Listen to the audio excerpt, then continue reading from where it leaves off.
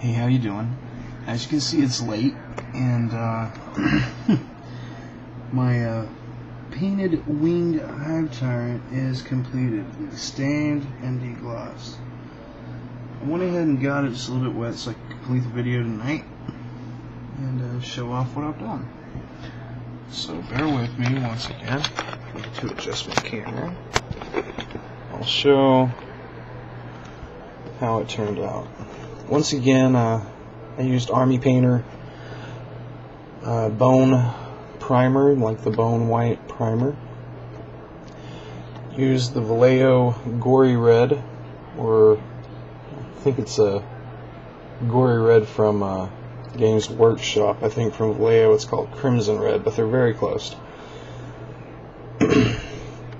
Used a strong tone stain from Army Painter as well. And this Hive Tyrant has turned out, you know, I'm not the most professional painter, and honestly I was kind of wondering how it would turn out. We're going to experiment with the light here.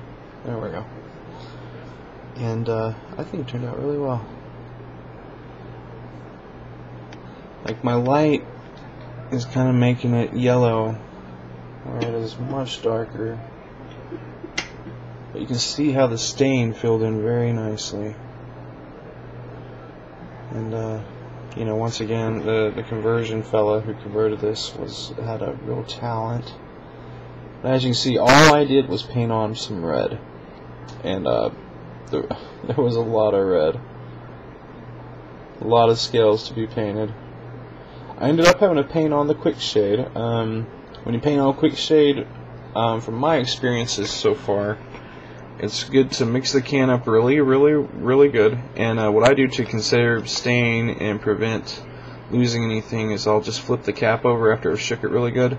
I'll just dip the brush in the tin cap lid and use the excess instead of dripping off to the side.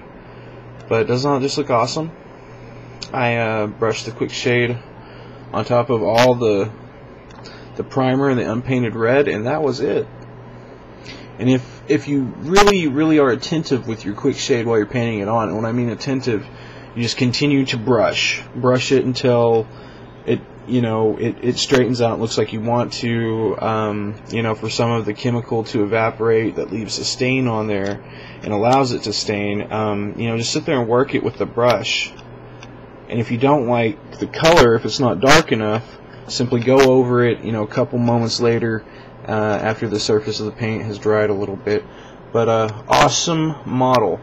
And not counting assembly, the paint job took roughly, let's say it took me about an hour and 15 minutes to paint the red on. And believe it or not, to quick shade, I might have spent 15 or 25, well, about 20 to 25 minutes on it, to be honest. And doesn't it just look awesome? I'll be happy to field this, and super excited to have it look decent. And once again, I had a buddy come over today who was an old friend, and he was talking about, what I could do if I went back over these. Of course, we could all go back over these. This is just a basic tutorial on how to quick paint. And, I think I'm really impressed with the Army Painter stuff. I'm really impressed with the shades. Everything just shades out really well.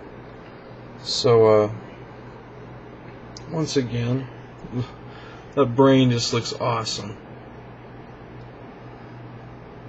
There's like some kind of weird brain beast here on the back here. Isn't that awesome?